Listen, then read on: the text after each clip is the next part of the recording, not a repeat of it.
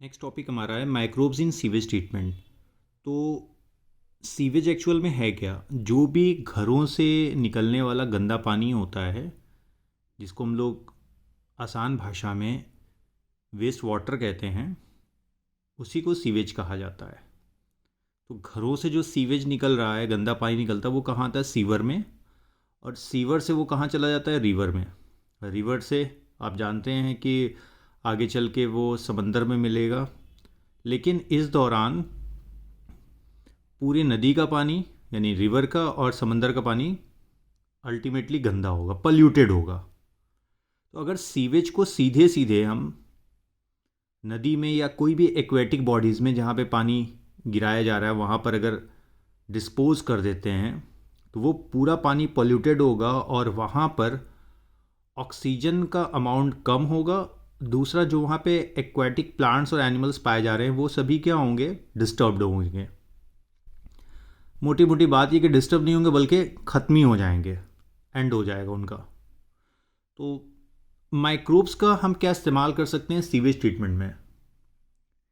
जो बहुत बड़ी प्रॉब्लम आज के समय में है हर सिटीज़ की, अगर आप देखिए, चाहे वो इंडिया की बात हो या किसी और नेशन की बात करें हम लोग, तो उसके लिए हमारे पास कुछ सिलेक्टेड माइक्रोब्स हैं, स्पेशल टाइप ऑफ माइक्रोब्स हैं, जो कि सीवेज में मौजूद हार्मफुल वेस्ट को डिकम्पोज कर देते हैं और सीवेज को लेस पोल्यूटेड करते हैं। ठीक है, तो समझते हैं क्या? Large quantities of waste water are generated every days in cities and town. The municipal waste water is also called sewage. जो घरों से निकलने वाला पानी है उसी को हम लोग म्यूनसिपल वेस्ट वाटर या सीवेज कह रहे हैं। Contain large amount of organic matters and microbes which are mostly pathogenic. तो इसमें लार्ज अमाउंट में ऑर्गेनिक मैटर होता है, उसके अलावा माइक्रोब्स होते हैं, और ज़्यादातर जो माइक्रोब्स प्रेजेंट होते हैं वो पैथोजेनिक होते हैं। Hence, before disposal of the sewage in river or other aquatic bodies, it is treated in STP, sewage treatment plant. तो किसी भी सीवेज को, कहीं से भी निकलने वाला सीवेज या गंदा पानी, उसको रिवर या दूसरे एक्वेटिक बॉडीज़ में गिराने से पहले अगर हम ट्रीट कर दें तो पोल्यूशन लेवल क्या होगा? कम हो जाएगा। तो एसटीपी करता क्या? STP make waste water less polluting by the use of different steps of treatment, specially microbes. और कैसे माइक्रोब्स? Heterotrophic bacteria. तो अगर हम एसटीपी के अंदर डिफरेंट टाइप ऑफ माइक्रोब्स का इस्तेमाल करते हैं और ये माइक्रोब्स उस वेस्ट वाटर में मौजूद ऑर्गेनिक वेस्ट को, खास करके किसे, ऑर्गेनिक मैटर जो है उसको अगर डिस्पोज कर दें, ब्रेक डाउन कर दें, तो पॉल्यूशन लेवल जाहिर सी बात है क्या होगा? कम हो जाएगा। ट्रीटमेंट के अलग अलग स्टेप्स हैं। हमको यहाँ पे फ़िलहाल 2 स्टेप्स पढ़ने हैं। मैं थोड़ा सा इसे ऊपर करूँ। हाँ, तो the treatment of sewage carried out in 2 stage. Number 1 primary treatment, number 2 secondary treatment. तो प्राइमरी ट्रीटमेंट हम लोग प्राइमरी सेटलिंग टैंक में कर रहे हैं और secondary treatment large aeration tank में करेंगे। एक टर्शरी ट्रीटमेंट भी होता है जिसको हम लोग केमिकल ट्रीटमेंट के नाम से जानते हैं। अगेन मैं फिर से बोल रहा हूँ, primary treatment is equal to physical treatment, secondary treatment is equal to biological treatment, and the tertiary treatment is equal to chemical treatment, जो कि सिलेबस में है नहीं, हमको पढ़ना नहीं, हमको केवल प्राइमरी और सेकेंडरी ट्रीटमेंट पढ़ना है, और इन्हीं को हम लोग अलग अलग देखेंगे अब। ओके, तो प्राइमरी ट्रीटमेंट पे आते हैं। इसको हम लोग फिजिकल ट्रीटमेंट भी कहते हैं। यहाँ पे बायोलॉजिकल ट्रीटमेंट नहीं किया जा रहा है, मतलब किसी भी तरह का आप बैक्टीरिया या फंजाई का इस्तेमाल नहीं कर रहे हो, केवल फिजिकल सेपरेशन कर रहे हो। जो भी सॉलिड हैं या ईंट पत्थर है, मिट्टी है, उसका सेपरेशन कर रहे हो। ये प्रोसेस कैसे हो रही है देखते हैं। Primary treatment, this is involve removal of small and large particles from the sewage through filtration and sedimentation. 2 important step है फिजिकल ट्रीटमेंट के या प्राइमरी ट्रीटमेंट के। पहला है फिल्ट्रेशन और दूसरा sedimentation. Floating debris is removed by sequential filtration. जो तैरते हुए कचरा होता है, फ्लोटिंग डेब्रिस का मतलब गंदे पानी में जो प्लास्टिक है या कपड़ा है या कोई और चीज़ जो तैर रही ऊपर की तरफ है ना, डेब्रिस मतलब कचरा होता है, उसको हम लोग सिक्वेंशियल फिल्ट्रेशन के थ्रू सेपरेट कर ले। सिक्वेंशियल फिल्ट्रेशन का मतलब क्या होता है? सिक्वेंशियल फिल्ट्रेशन का मतलब क्या होता है? सिक्वेंशियल फिल्ट्रेशन का मतलब गंदे पानी में जो प्लास्टिक है या कपड़ा है या कोई और चीज़ जो तैर रही ऊपर की तरफ है ना, डेब्रिस मतलब कचरा होता है, उसको हम लोग सिक्वेंशियल फिल्ट्रेशन के थ्रू सेपरेट कर ले। सिक्वेंशियल फिल्ट्रेशन का मतलब क्या होता है? आप अलग अलग जाली लगा लेते हो, नेट लगाते हैं, उस नेट के थ्रू हम क्या करते हैं, सीवेज को पास करते हैं। तो प्लास्टिक है, कपड़ा है, लकड़ी का टुकड़ा है, या और कोई भी तैरते हुए जो फ्लोटिंग डेब्रिस हैं वो अलग हो जाते हैं। देन क्या कर रहे हैं, ग्रिट। ग्रिट में क्या आ रहा है, soil and small Peebles, small particles जो हैं मिट्टी के या पत्थर के या ईंटों के, इनको सेडिमेंटेशन के थ्रू हम लोग सेपरेट कर लेते हैं। तो इनको जब टैंक में आप गिराओगे तो ये सभी क्या होंगे, नीचे इकट्ठे हो जाएंगे। तो जब इकट्ठे हो जाएंगे तो वो फॉर्मेशन कर देंगे किसका, सेडिमेंटेशन का। और नॉट सेडिमेंटेशन का, सेडिमेंट का। और इस प्रोसेस को क्या बोलेंगे, सेडिमेंटेशन। क्या लिखा है, solids are settle down form the sludge. जो भी सॉलिड सेटल हो जाते हैं टैंक में उनको हम लोग स्लज कहते हैं। और जो ऊपर तैरता हुआ पार्ट होता है उसको हम लोग बोलते हैं प्राइमरी इफ्लुएंट्स।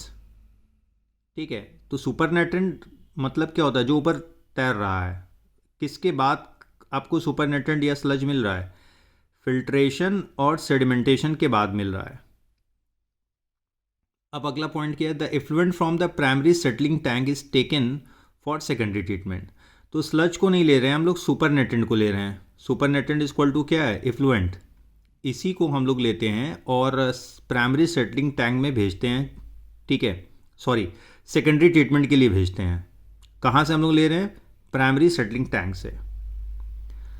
तो ये था प्राइमरी ट्रीटमेंट। प्राइमरी ट्रीटमेंट या जिसको फिजिकल ट्रीटमेंट कर कह रहे थे, यहाँ पे हमने केवल क्या किया कि फ्लोटिंग डेब्रिस को हटाया, फिल्ट्रेशन के थ्रू, फिर सेडिमेंटेशन किया। ये सब करने के बाद जो कुछ आपको मिला, अब उसको आप क्या कर रहे हो, लेकर सीधे चले जा रहे हो सेकेंडरी ट्रीटमेंट की प्रोसेस के लिए, जो कि लार्ज एरेशन टैंक में किया जाता है। आते हैं उस पर भी हम लोग।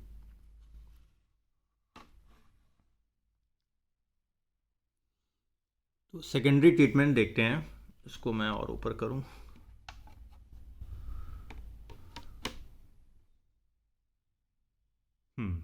अब सही है।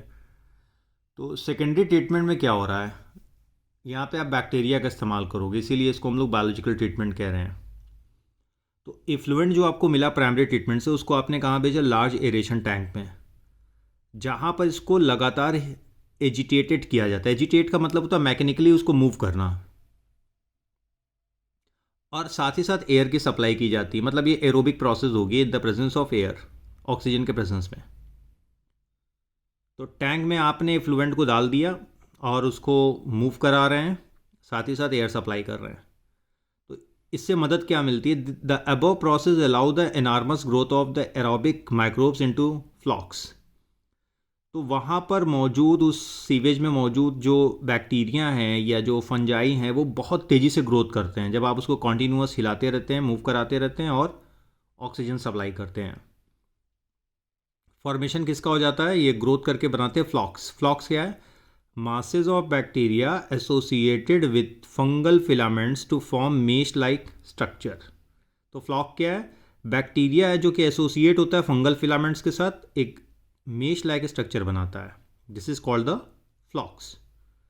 आगे लिखा है, while growing these microbes consume major part of the organic matter present in the effluent.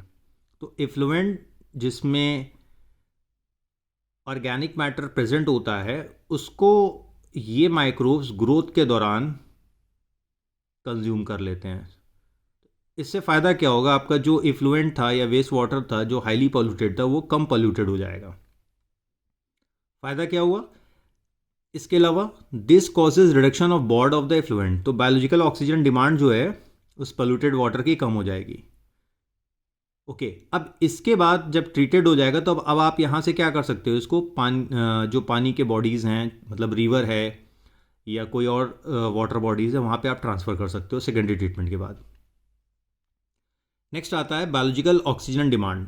ये अलग से मैंने यहाँ पे लिख दिया है, ये होता क्या है इसको समझ लेते हैं। Biological oxygen demand, the amount, इसका डेफिनेशन पहले देखते हैं। The amount of the oxygen that would be consumed if all the organic matter in 1 liter of water were oxidized by bacteria। क्या मतलब हुआ, 1 लीटर पानी में जितना ऑर्गेनिक मैटर डिजॉल्व है उसको कंज्यूम करने के लिए बैक्टीरिया को जितने अमाउंट ऑफ ऑक्सीजन की ज़रूरत होती है ना, जितने अमाउंट ऑफ ऑक्सीजन की ज़रूरत होती है उसको ब्रेक डाउन करने के लिए, उसको कंज्यूम करने के लिए, उस अमाउंट ऑफ ऑक्सीजन को हम लोग बोलते हैं बायोलॉजिकल ऑक्सीजन डिमांड। मैं फिर से बताता हूँ क्या कहा जा रहा है यहाँ पे। क्या बोला जा रहा है कि 1 लीटर पानी में जितना भी ऑर्गेनिक मैटर डिजॉल्व है, यहाँ पे कोई पर्टिकुलर वैल्यू नहीं दी गई है कितना ऑर्गेनिक मैटर है, 1 किलो है, 10 ग्राम है, 1000 ग्राम है, इससे कोई मतलब नहीं है। बस ये बोला जाए जो भी ऑर्गेनिक मैटर डिजॉल्व है उसको ऑक्सीडाइज करने के लिए, उसको कंज्यूम करने के लिए, उसको ख़त्म करने के लिए जितना amount of oxygen bacteria use करते हैं, कंज्यूम करते हैं, इस्तेमाल करते हैं, उस अमाउंट ऑफ ऑक्सीजन को हम लोग बोलते हैं बायोलॉजिकल ऑक्सीजन डिमांड। ऐसे सपोज कीजिए 1 लीटर पानी है, 1 लीटर पानी आपने सीवेज का ले लिया, उस सीवेज को डिकम्पोज करने में या प्योरीफाई करने में आपको 1 लीटर ऑफ ऑक्सीजन की सप्लाई करनी पड़ी। तो 1 लीटर ऑफ ऑक्सीजन की जो सप्लाई आप कर रहे हो, this is called the BOD for bacteria. अगर 1 लीटर सीवेज आप किसी दूसरे एरिया से उठाते हो और उसको ब्रेक डाउन करने के लिए आपको केवल 100 ml ऑफ ऑक्सीजन की सप्लाई करनी पड़ती है, तो दिमाग में क्या आएगा कि यहाँ पर ऑक्सीजन की सप्लाई आपको कितनी करनी पड़ी, केवल 100 ml। रुकिए मैं इसको दूसरी तरह से समझाता हूँ। मैं इसको ना यहाँ एक डायग्राम से आपको समझाता हूँ। मान लो ये अपने पास एक टैंक है, इसमें हमने 1 लीटर पानी डाल दिया। ये पानी कैसा है, सीवेज है, ठीक है, ये सीवेज है। और इस सीवेज को डिकम्पोज करने के लिए आपको 1 लीटर ऑफ ऑक्सीजन देना पड़ा। कितना, 1 लीटर ऑक्सीजन देना पड़ा। किसको, जो यहाँ पे बैक्टीरिया है। तो 1 लीटर ऑफ ऑक्सीजन की सप्लाई आपको एक्चुअल में किसके लिए करनी पड़ रही है, इन बैक्टीरियाज के लिए। तो ये बैक्टीरिया क्या करेंगे, इस 1 लीटर ऑक्सीजन का इस्तेमाल करेंगे और सीवेज में मौजूद जो गंदा ऑर्गेनिक मैटर है, गंदा पानी है, उसको कंज्यूम कर लेंगे। तो ये वैल्यू जो आ रही है 1 लीटर, ये कहला रही है बॉड। ये बॉड किसके लिए, बैक्टीरिया के लिए। आप एक दूसरी जगह से सैंपल लेते हो सीवेज का, मान लो किसी और जगह से 1 लीटर, और इस 1 लीटर सीवेज को डिकम्पोज करने के लिए, नॉट सीवेज, सीवेज में मौजूद ऑर्गेनिक मैटर, ये बार बार याद रखिएगा, आपको केवल 100 ml ऑफ ऑक्सीजन की सप्लाई करनी पड़ी बैक्टीरिया को। ठीक है, कितनी, 100 ml ऑफ ऑक्सीजन की सप्लाई। तो इस बैक्टीरिया के लिए जो बॉड की वैल्यू आई वो कितनी आई, 100 ml। और इस बैक्टीरिया के लिए जो बॉड की वैल्यू आई वो कितनी आई, 1 लीटर ऑक्सीजन, और यहाँ पे 100 ml। तो अब आपको क्या समझ में आ रहा है कि कहाँ पर ज़्यादा देना पड़ रहा है। ये केस 1 में, केस 2 में अगर आप देखें तो केस 1 में आपको ऑक्सीजन की सप्लाई ज़्यादा देनी पड़ी। तो इससे यार रिजल्ट क्या आया कि अगर सीवेज में ऑक्सीजन की सप्लाई ज़्यादा देनी पड़ रही है, बॉड की वैल्यू ज़्यादा है, तो वो सीवेज वाटर या वेस्ट वाटर ज़्यादा पोल्यूटेड है। और जिस सीवेज में या वेस्ट वाटर में आपको कम ऑक्सीजन सप्लाई देनी पड़ी, उससे क्या समझ में आया कि ये वेस्ट वाटर या सीवेज कम पोल्यूटेड है। जितना ज़्यादा ऑक्सीजन सप्लाई करना है, वैल्यू उतनी ले रहे हो 1 लीटर, ध्यान रखो, जितना ज़्यादा ऑक्सीजन सप्लाई करना पड़ेगा उतना ज़्यादा दिमाग में यही आना चाहिए आपके कि मोर पोल्यूटेड वाटर है। ठीक है, तो बॉड की वैल्यू इंडिकेट क्या करती है कि कौन सा वाटर या कौन सा वेस्ट वाटर कितना ज़्यादा पोल्यूटेड है। आप अलग अलग जगह से सैंपल लेंगे और वहाँ पे आपको कैलकुलेशन मिल जाएगा। तो कब तक ट्रीटमेंट किया जाता है, the sewage is treated till the BOD is reduce, कि बॉड की वैल्यू जब तक रिड्यूस ना कर जाए। भाई शुरू में तो आपको ऑक्सीजन सप्लाई बहुत ज़्यादा देना पड़ेगा, जैसे जैसे ऑर्गेनिक मैटर डिजॉल्व होता जाएगा वैसे वैसे क्या होगा, बॉड की वैल्यू भी कम हो जाएगी। BOD is a measure of the organic matter present in the water, high BOD of waste water indicates more its polluting potential. तो आपको समझ में आ गया होगा कि जितना ज़्यादा बॉड की वैल्यू होगी उतना ज़्यादा वो वाटर क्या होगा, पोल्यूटेड होगा। ओके, फिर भी नहीं समझ में आएगा तो आप कमेंट कीजिएगा। मैं हमेशा बोलता हूँ कि पढ़ाते समय आपको अगर कोई डाउट है, कहीं मिस्टेक लगता है, कुछ भी दिखता है तो बताइए। मिस्टेक हो सकती है, नो मतलब हम कोई गारंटी नहीं लेके चल सकते कि भाई मिस्टेक नहीं होगी। मिस्टेक नहीं होगी तो हम सीखेंगे नहीं, है ना। मेरे साइड से भी हो सकती है। इवन आपको कोई पॉइंट नहीं समझ में आ रहा, आप बोल सकते हैं सर यहाँ पे आपको ये चीज़ बोलना चाहिए था, तो आप कमेंट लिखिए, कोई दिक्कत नहीं है। कमेंट रिमूव नहीं करूँगा मैं। अब देखिए यहाँ पे एक सब टॉपिक है एक्टिवेटेड स्लज और एनारोबिक स्लज डाइजेस्टर। हालांकि जो सेकेंडरी ट्रीटमेंट वो तो ओवर हो गया, लेकिन कुछ और पॉइंट्स इसी में दिए हैं, उनको समझते हैं। क्या लिखा है? Once the BOD of sewage और waste water is reduce significantly, the effluent is then pass into a settling tank where the bacterial flocs are allowed to sediment. जब बॉड की वैल्यू कम होने लगती है तो आप इफ्लुएंट को वहाँ से निकालेंगे और एक और टैंक में ट्रांसफ़र करेंगे, जहाँ पर जो फ्लॉक्स बने थे वो सेडिमेंट हो जाते हैं, नीचे बैठ जाएंगे। This sediment is known as activated sludge, यानी कि जो लास्ट का बचा हुआ है उसे आपने क्या बोला, सेडिमेंट जो बन रहा है उसको बोल रहे हो एक्टिवेटेड स्लज। इस एक्टिवेटेड स्लज में से कुछ पार्ट आप निकालते हैं और वापस भेज देते हैं कहाँ पे, एरेशन टैंक में, जो कि वर्क करता है एज अ इनोकुलम की तरह या स्टार्टर की तरह से। तो आपको फिर से क्या करना पड़ेगा, फिर बैक्टीरिया सप्लाई करना पड़ेगा। यहाँ पे ऑलरेडी बैक्टीरिया मौजूद है फ्लॉक्स के फॉर्म में। नेक्स्ट टॉपिक है एनारोबिक स्लज डाइजेस्टर। ये क्या होता है? लिखा the remaining major part of the sludge is pumped into a large tanks. अलग से एक और टैंक में भेजते हैं जिसको हम लोग बोलते हैं एनारोबिक स्लज डाइजेस्टर। इस टैंक में कोई भी ऑक्सीजन की सप्लाई नहीं करनी है। यहाँ पे एनारोबिक बैक्टीरिया ग्रो करते हैं जो कि डाइजेस्ट करते हैं bacteria and fungi in the sludge, यानी कि फ्लॉक्स को डाइजेस्ट कर देंगे। इस डाइजेशन के दौरान आपको मिक्सचर ऑफ गैस बनेगी। इस मिक्सचर ऑफ गैस को हम लोग बोलेंगे बायोगैस। तो यहाँ पर क्या हुआ कि एग्जैक्टली जो इफ्लुएंट का डाइजेशन हो चुका था बायोलॉजिकल ट्रीटमेंट में, उसके बाद जो कुछ बचा उसको आपने एक और टैंक में डाल दिया। इस टैंक को हम लोग बोल रहे हैं एनारोबिक स्लज डाइजेस्टर। और इस डाइजेस्टर में दूसरे तरह के बैक्टीरिया, जिनको एनारोबिक बैक्टीरिया कह रहे हैं, ये मौजूद थे। इन्होंने उसको डाइजेस्ट किया जो कुछ आपने वहाँ से लिया था, यानी कि इस बायोलॉजिकल ट्रीटमेंट के बाद। तो डाइजेशन के दौरान क्या बना, गैसेस बनी, और इन गैसेस को कलेक्टिवली हम लोग बायोगैस कहते हैं, जिसको as a source of energy के तौर पे इस्तेमाल किया जा सकता है। कुछ पॉइंट अलग से लिखे हुए हैं। The effluent from the secondary treatment plant is generally release into natural water bodies like rivers and the streams. तो ये पहले मैंने बताया था कि सेकेंडरी ट्रीटमेंट के बाद इफ्लुएंट को आप ट्रांसफ़र कर सकते हैं कहाँ पर, वाटर बॉडीज़ में। ठीक है, आगे एक इम्पॉर्टेंट पॉइंट लिखा हुआ है, बहुत ज़रूरी है। मैं ऊपर इसे करता हूँ थोड़ा सा और तो सही रहेगा, दिखेगा आपको। लिखा हुआ है कि till date no man made technology has been able to rival the microbial treatment of sewage. अभी तक कोई भी ऐसी टेक्नोलॉजी डेवलप नहीं हुई है जो कि सीवेज को साफ़ कर सके या माइक्रोबियल ट्रीटमेंट की जगह ले ले। तो आपके पास यही एक तरीका ही है कि आप मतलब इको फ्रेंडली कोई भी तरीका अभी तक डेवलप नहीं हुआ है। देन है कुछ actions plans, river actions plans, जो इंडिया में अप्लाई हैं और अभी भी रन कर रहे हैं। जो हमारी नदियां हैं, मेजर नदियां जैसे गंगा और यमुना, तो इसको बचाने के लिए पॉल्यूशन से, ख़ास करके वाटर पॉल्यूशन से या सीवेज के पॉल्यूशन से बचाने के लिए ministry of environment and forest इन्होंने शुरू किया गंगा एक्शन प्लान और यमुना एक्शन प्लान, ताकि हम सेव कर सकें अपनी रिवर्स को, जो मेजर नदियां हमारी हैं, फ्रॉम द पोल्यूशन, खास करके वाटर पोल्यूशन।